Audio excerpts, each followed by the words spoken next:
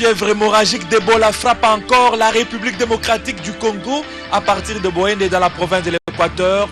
Le ministre de la Santé, Félix Kabange, confirme la présence du virus et annonce des mesures préventives prises par le gouvernement congolais. Un avion des Dorène Air Congo porté disparu depuis samedi. L'appareil se rendait dans la province du Maniema en provenance du Sud Kivu.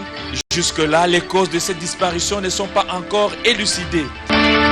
Enfin, le tout-puissant Mazembe à la tête du groupe A et l'ASV Club prend la deuxième place. Cela à l'issue du match de la 6e journée de quart de finale de la Ligue des Champions de la CAF où les deux équipes se sont séparées sur un score de 0 but partout. Mesdames et messieurs, bonsoir. Très heureux de vous retrouver pour cette édition d'information dominicale sur la RTGA qui s'ouvre bien entendu par cette alerte. Après quelques pays de l'Afrique de l'Ouest, la fièvre hémorragique d'Ebola est confirmée en République démocratique du Congo à l'issue d'une réunion de crise présidée ce dimanche par le Premier ministre Augustin Matata Ponyo. Il appelle que la maladie sévit à Djera, une collectivité du territoire de Boende dans la province de l'Équateur. Le gouvernement a immédiatement initié des mesures de contingence pour arrêter la propagation du virus. Je vous propose de suivre le ministre de la Santé et le gouverneur AI de la province de l'Équateur. La raison de cette réunion, c'est qu'encore une fois, le chef de l'État qui assure le leadership de la riposte par rapport à cette épidémie a été saisi des résultats que viennent de publier l'Institut national de recherche biomédicale, l'INRB, sur les 8 prélèvements que nous avons amenés vendredi. Sur les 8 prélèvements, 2 se sont avérés positifs au virus de Ebola. Voilà pourquoi le président de la République a instruit le Premier ministre pour que cette réunion ait eu lieu et que nous puissions valider le plan de contingence qui vient d'être décidé par le gouvernement avec différentes mesures. D'abord, le chef de l'État a demandé que des mesures soient prises pour que l'épidémie soit gérée au niveau du secteur de Djera. Ça veut dire qu'un campement va être placé au niveau de Lokolia, étant donné qu'il n'y a pas d'infrastructure, toute l'équipe de coordination va se déplacer là-bas avec un campement avec des tentes pour que la coordination se fasse au centre de l'épidémie. Deuxièmement, le chef de l'État a demandé que la protection du personnel ainsi que la protection de la population s'étendent à l'ensemble de la province de l'Équateur. Ça veut dire que des mesures seront prises par le gouvernement pour protéger tous les voyageurs et protéger toute la population de l'Équateur. Troisièmement, le chef de l'État a insisté sur la communication. Je voudrais encore rappeler ici que nous allons gérer cette épidémie avec toute la transparence dont on nous reconnaît dans la gestion des épidémies. Il s'agit de la 7e épidémie en République démocratique du Congo pour la maladie à virus Ebola. Ce n'est donc pas la première. Et le chef de l'État a même demandé que nous puissions mobiliser tout le personnel de santé qui a œuvré dans les 6 précédentes épidémies pour que ce personnel soit déployé. Les services de sécurité vont nous accompagner parce que tous les cas doivent être gérés au niveau du secteur de Djera. J'aimerais rappeler également que quand on parle épidémie, gestion de l'épidémie, il faut qu'il y ait des finances. Le plan de contingence, du moins pour la part du plan du gouvernement, il sera financé par le gouvernement et vous voyez la présence du vice-ministre des Finances à nos côtés. Et pour le chef de l'État également, c'est un problème de sûreté nationale. Voilà pourquoi tout ce que nous faisons, nous le faisons en collaboration avec le ministre qui a en charge la sécurité nationale. Donc, il y a une équipe interministérielle, interdisciplinaire, qui est mise sur pied. Il y aura un numéro vert et le chef de l'État et le Premier ministre tout à l'heure a demandé au-delà du numéro vert qu'il y ait même des personnes vertes.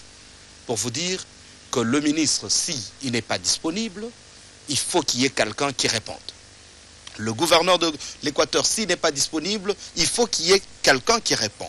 Et nous demandons aux médias de ne pas céder à la rumeur, mais de se référer au point ou au centre d'information qui sera ouvert au ministère de la Santé et qui sera co-géré par le ministère de la Santé et le ministère de l'Intérieur. Ça veut dire qu'il y aura toute la transparence et nous voulons apaiser l'opinion tant nationale qu'internationale.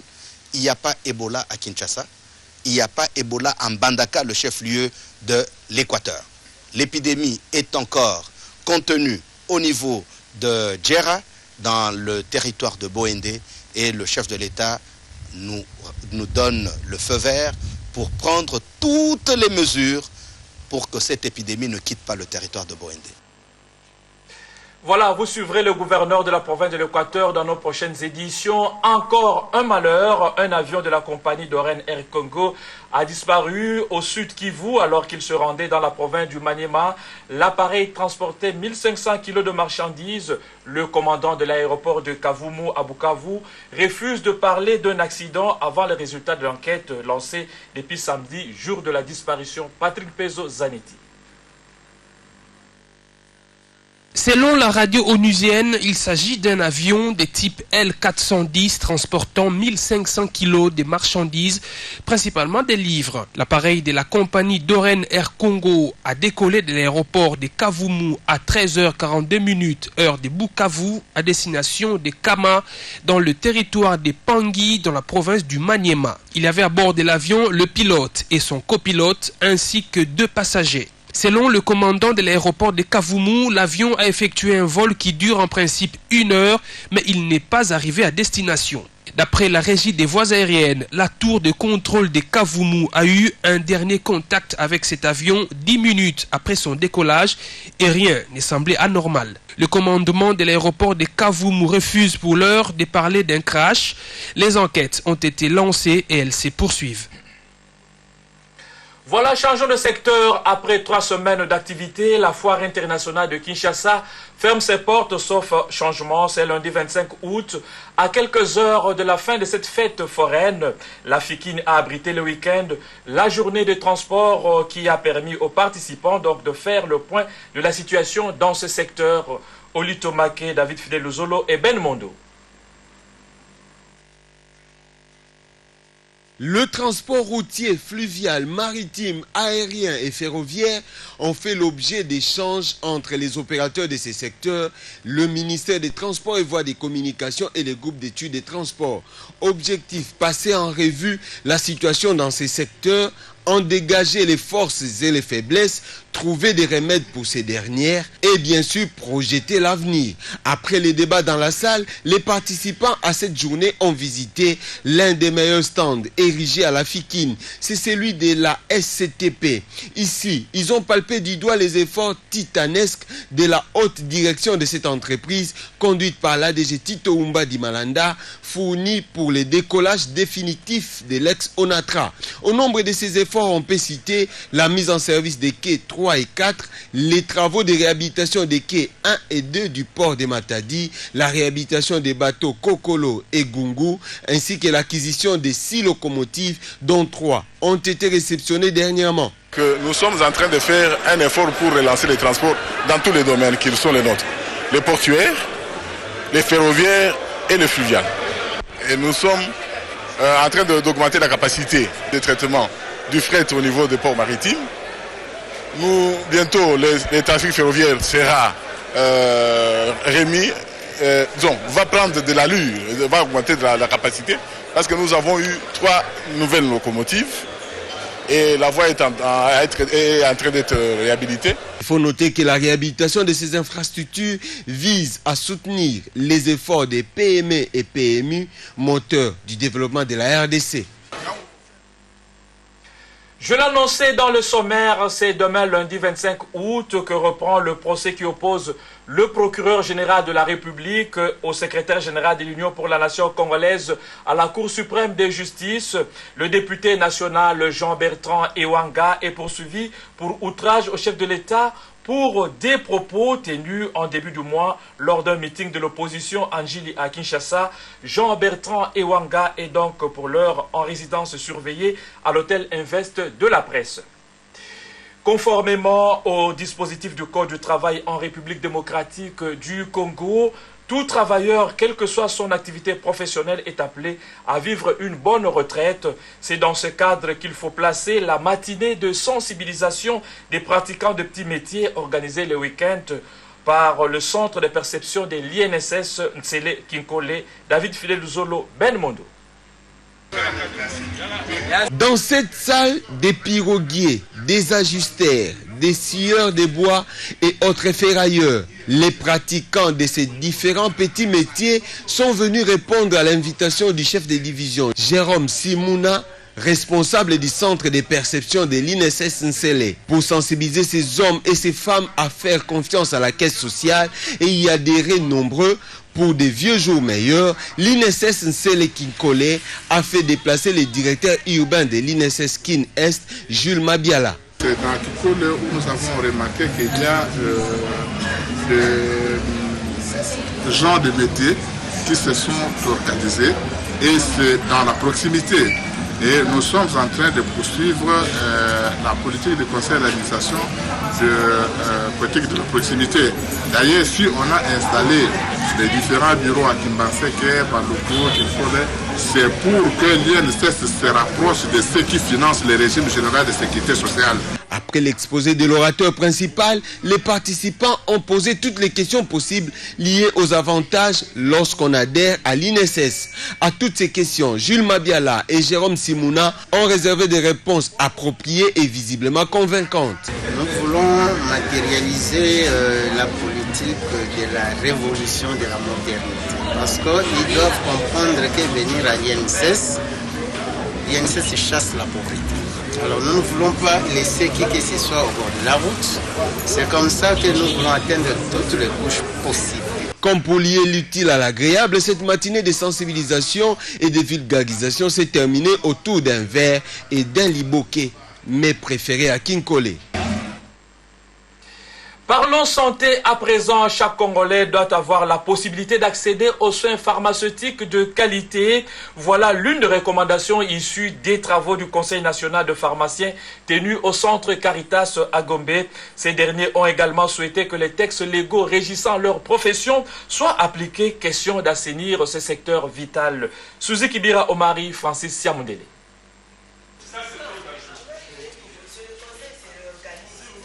Les mots qui rongent le secteur pharmaceutique ont été passés au peigne fin pendant le Conseil national de l'ordre des pharmaciens tenu du 21 au 22 août à Kinshasa. Interpellés face aux indications chaotiques vis-à-vis de ce secteur vital, les participants ont signé une déclaration à l'issue des travaux pour assainir ce domaine. Les participants à ces travaux ont recommandé notamment au gouvernement central d'insérer l'assainissement du secteur pharmaceutique dans le plan d'action 2015 au niveau du gouvernement central avec un budget conséquent. Les participants recommandent au Parlement de voter la loi sur l'exercice de la pharmacie élaborée et révisée depuis 2008. Les participants recommandent au ministère de la Santé publique d'accélérer l'affectation de pharmaciens dans les zones de santé, dans les postes frontaliers et dans tous les établissements publics, dans tous les établissements de santé publics à travers l'ensemble du pays. Les pharmaciens ont aussi manifesté leur disponibilité à mettre des stratégies en place pour la prévention contre l'épidémie d'Ebola et d'autres maladies dans l'arrière-pays où les Congolais ont besoin d'assistance. En sport, au football, un duel de fauves cet après-midi au stade Tata Raphaël à Kinshasa. Le tout-puissant Mazembe premier et l'ASV Club deuxième. Tel est le classement final qui sanctionne la 6e et dernière journée des quarts de finale de la Ligue des champions de la CAF dans le groupe A. Les deux clubs congolais se sont séparés sur un score vierge des 0 buts partout après un match dominé à 60% par les Dauphins noirs qui à plusieurs reprises ont manqué de scorer en demi-finale aller le 21 septembre prochain l'ASV Club va recevoir à Kinshasa le cercle sportif sfaxien. Pendant ce temps, les corbeaux du tout-puissant Mazembe seront reçus à Alger par l'entente Sétif. Suivez donc la réaction de Robert Kidiaba du tout-puissant Mazembe et de l'entraîneur de l'ASV Club.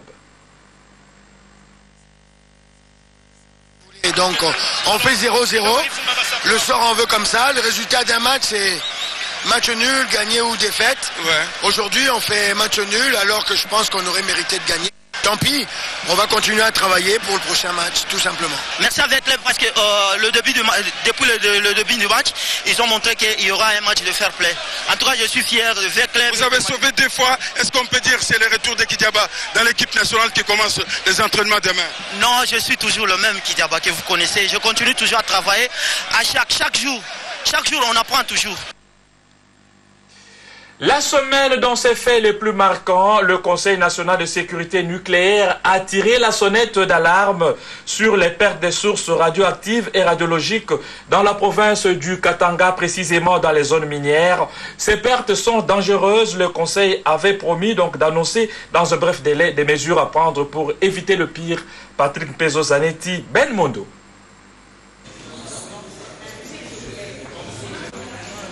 C'est le secrétariat technique du Conseil national de sécurité nucléaire qui a rapporté ces pertes constatées dans la province cuprifère du Katanga.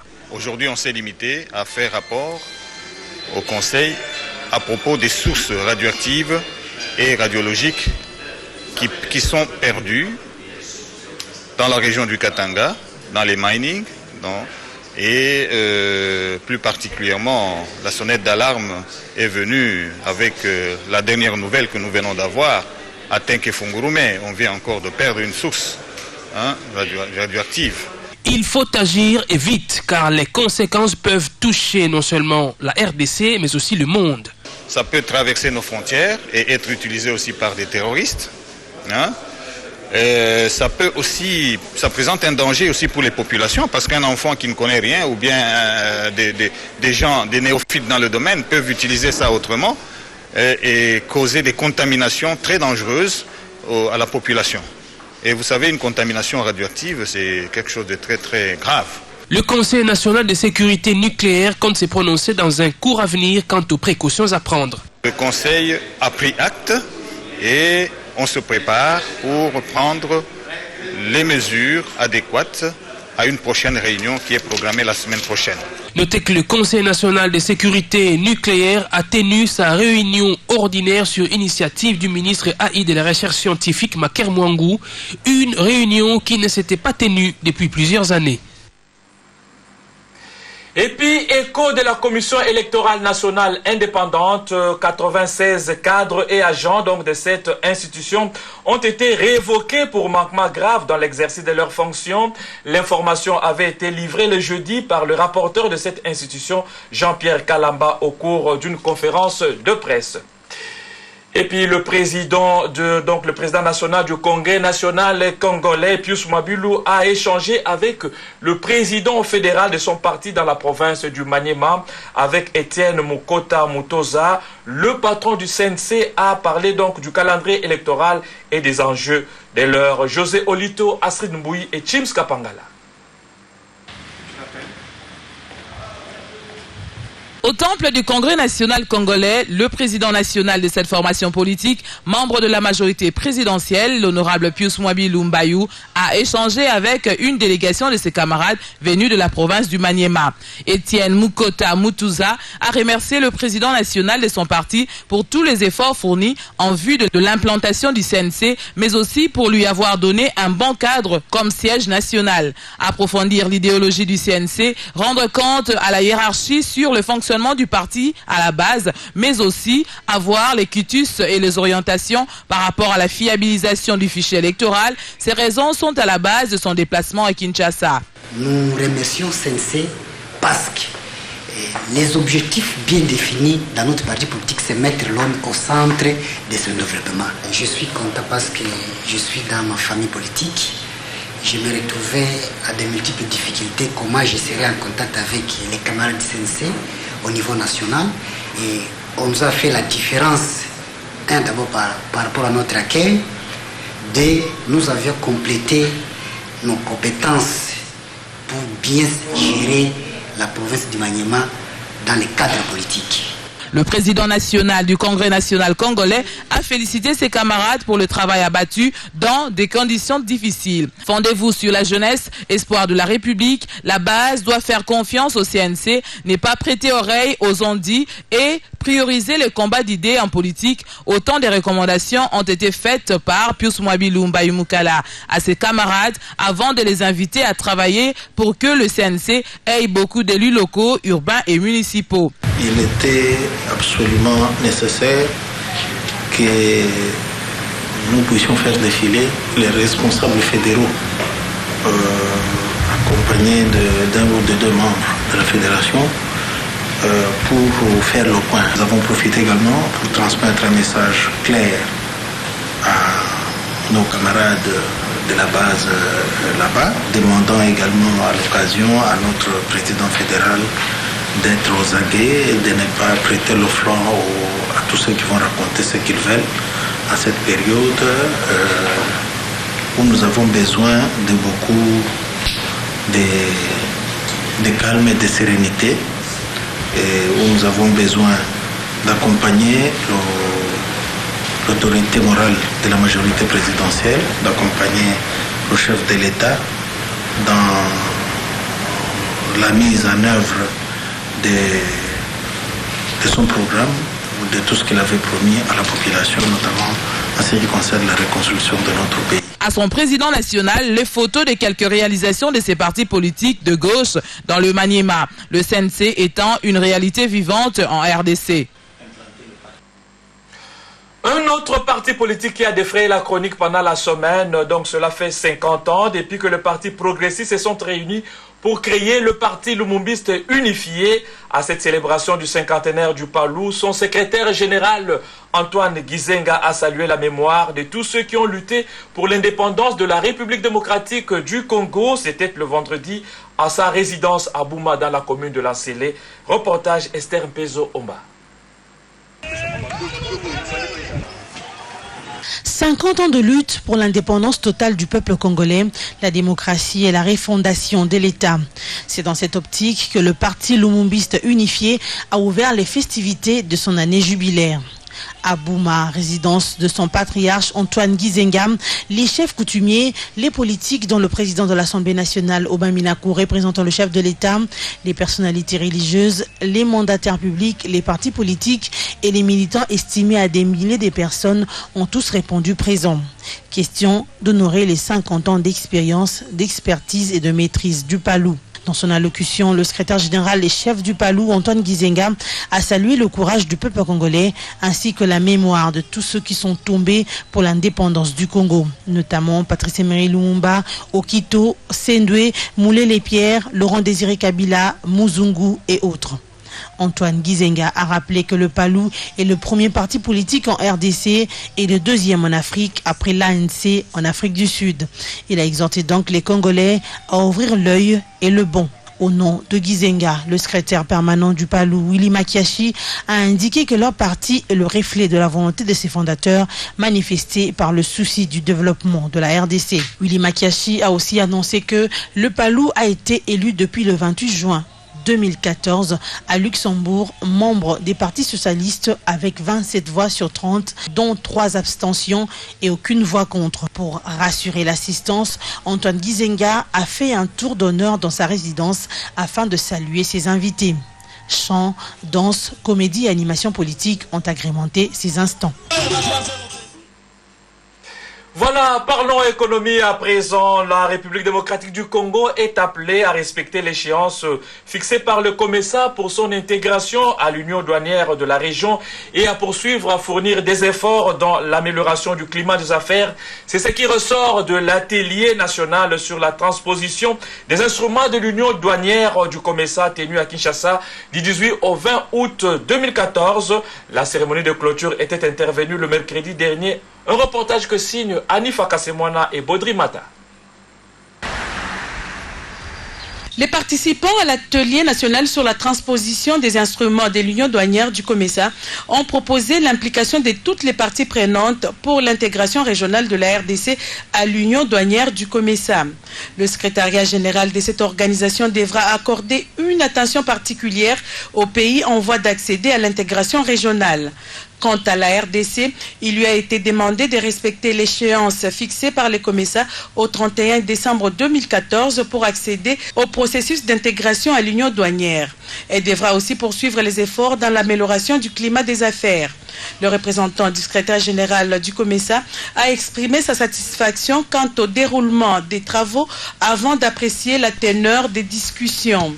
Le directeur général des douanes et axes a salué la tenue de ces assises qui s'inscrivent dans le cadre du renforcement des capacités des parties prenantes en vue de l'adhésion de la RDC à la zone de libre-échange. Je demande aux agents et cadres de la DGDA ainsi qu'aux délégués des organismes et institutions intéressés ayant participé à cet atelier de se mettre d'ores et déjà au travail afin de bien préparer la transposition des instruments de l'Union douanière du COMESA dans la législation nationale et la finalisation du processus d'adhésion à la zone de libre-échange et à l'Union douanière par le gouvernement de la République dans les délais convenus. Le secrétariat général du COMESA a été appelé à continuer à assister la RDC dans le processus de transposition des instruments à l'Union douanière du COMESA. Avant de boucler cette édition d'information, sachez que l'avenue Kabambare à Kinshasa fera peau neuve bientôt. Son tronçon compris entre les avenues des Huileries et Flambeau, dégradé il y a 1 an, est en réhabilitation depuis 1 semaine. Ces travaux financés par le gouvernement provincial sont exécutés par l'Office de voirie et drainage. Le constat a été fait pour vous par Neftali Bouamoutala et Bodrimata. Assainir les caniveaux déjà construits, en construire d'autres et réhabiliter la chaussée sont entre autres les types de travaux que l'Office des voiries et drainages exécute sur l'avenue Kabambare dans son tronçon compris entre les avenues des Huileries et Flambeau. Ces travaux de réhabilitation s'étendent sur une longueur de 2500 mètres. Cette avenue, ça fait plus d'1 année qu'elle se trouve dans un état de dérèglement très avancé. Et les autorités ont jugé bon de pouvoir la réhabiliter le plus vite possible. Voilà pourquoi nous sommes là, nous l'OVD, en train de réhabiliter cette avenue, financée par l'hôtel de ville de Kinshasa. Le tronçon concerné par ces travaux est de 2 km 500, c'est-à-dire 2500 mètres, qui part de l'avenue, au croisement de l'avenue Huileries, jusqu'à dépasser l'avenue Flambeau. Bon, on n'a pas vraiment beaucoup de temps à perdre. Nous n'avons que 3 mois, tout au plus 4, à cause des intempéries. Selon l'entrepreneur, ces travaux seront exécutés en 4 étapes. Nous avons premièrement le parti qu'on appelle des points à temps. C'est-à-dire là où il y a des trous, des nids de poules, on va procéder par une méthode de réhabilitation. Il y a une seconde étape concernant les réhabilitations partielles. Il y a aussi une autre étape qu'on appelle réhabilitation totale. C'est-à-dire le corps de la chaussée est complètement dégradé. Et à ce moment-là, on va procéder d'abord au déblayage. Et la dernière étape, la plus grande étape concernant cette avenue, vous avez remarqué qu'à l'époque, il y a 1 année où tous ces temps ici, quand il pleut, il y avait des fortes concentrations des eaux dans des endroits un peu basses. Alors on avait jugé bon de faire des réhabilitations profondes. Délabrée depuis près d'1 année, l'avenue Kabambare sera réouverte à la circulation dans 5 mois, selon l'Office des voiries et drainages. Voilà, mesdames et messieurs, ainsi s'achève cette grande édition d'information vespérale et dominicale sur la RTGA. Merci de l'avoir suivi. Au revoir.